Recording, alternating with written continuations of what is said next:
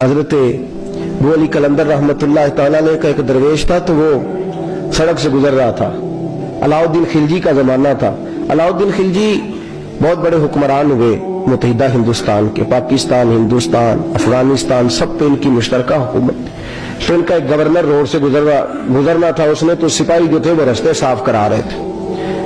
तो एक बुजुर्ग थे, अबू अली कलंदर के मुरीद थे, खलीफा थे, तो वो भी रोड पे गुजर रहे, तो तने तनहा हाथ में छड़ी पकड़ी है, तने तनहा गुजर रहे हैं। तो वो कहने लगे बाबा जी साइड पे हो जाए, गवर्नर साहब ने गुजरना है। तो फरमाने लगे इतनी सड़क पड़ी है, गुजर जाएगा कि मुझे साइड पे करके गुजरना, गुजर जाए। मैं कहा नहीं आपकी मेहरबानी हट जाए। कहा भाई मैं क्यों हटूं, वजह उसकी वो इतना रास्ता है, गुजर जाए, मैं बूढ़ा आदमी हूं, तुम मुझे साइड पे करोगे फिर रास्ता ढूंढता फिरूंगा। कहा बाबा तेरी मेहरबानी हट जा, निगाह फकर में शाने सिकंदरी क्या है, और खिराज की जो गदा हो वो कैसरी क्या है। उसने कहा मैं उसको क्या समझता हूं, बादशाह होगा तो घर होगा, मैं उसे क्या समझता हूं। और मैं नाराज ना होइएगा, अमीरों को खराब गरीबों ने किया है, बड़ों को खराब छोटों ने किया है।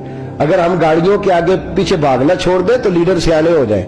ये हमारे नारे तबाही करते हैं, हम नहीं समझते कि हम कितना नुकसान करते हैं। निगाह फकर में शान सिकंदरी क्या है, खिराज की जो गदा हो वो कैसरी। इकबाल कहते हैं कि वो तो बड़े फकीर हैं जिनको तुम बादशाह समझते हो, तुम्हारा टैक्स ना मिले तो उनकी हुकूमत नहीं चलती। तो खिराज की जो गदा हो वो कैसरी क्या। खैर हजरत अबू अली कलंदर रहमतुल्लाह अलैह के वो दरवेश जो थे ना, वो रोड पे कहा बाबा जी हट जाए। कहने लगे नहीं हटता। उन्होंने बाजू पकड़ के ना बाबा जी को मेरा जोर लगाना चाह, तो बाबा जी ना आलती पालती मार के चौकड़ी मार के तो जमीन पे बैठ गए। कहने जो उठाया जाता हो तो उठा लो। अब तो दरवेश कभी जिद करते नहीं, और अगर करें तो मुस्लिम शरीफ में मेरे नबी पाक ने फरमाया रुब्बा अशगाज़ा अगबरा लौ अक़सम अलल्लाह ला अबर्रा।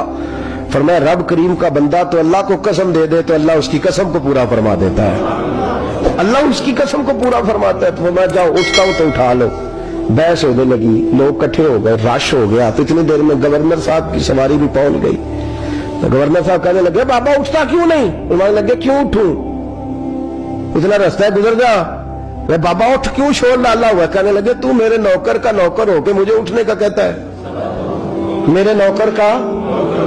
गुस्सा आया तो उसने बाबा जी को थप्पड़ मार दिया। बाबा जी और हंसे, कहने लगे तुझे कहा था ना नौकर का नौकर है, तो वाकई नौकर है। उसने कहा मैं थप्पड़ मारता हूं, बाबा हंसता है। ये ज्यादा इंसल्ट होती है।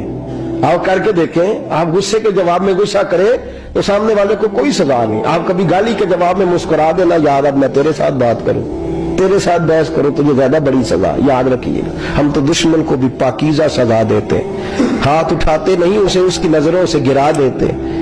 जब थप्पड़ मारा तो बाबा जी हंस पड़े। कहने लगे तुझे कहा था ना तू गुलाम है, तू भाई वाकई गुलाम है।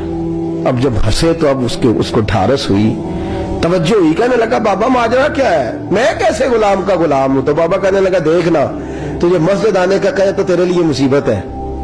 इतने लोगों को तू टाइम दे लेता है लेकिन अल्लाह को तू नहीं दे पाता।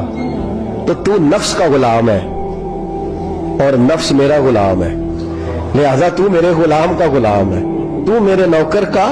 कहने लगे ये सारी नफ्स परस्ती है, ये जो तूने दुनियादारी इकट्ठी की हुई है ना, ये जो तेरे नारे लग रहे हैं और तू समझता है कि ये मेरे, ये तू तनख्वाह देता है, तेरे नारे लगाते हैं। जरा तनख्वाह छोड़ के बात कर, फिर देख तेरे कितने नारे लगते हैं। तू ये डरते हैं तुझसे, लोग तेरे आगे पीछे भागते हैं। जरा इक़्तिदार से साइड हो तो ये पता लगे तेरी कीमत क्या है।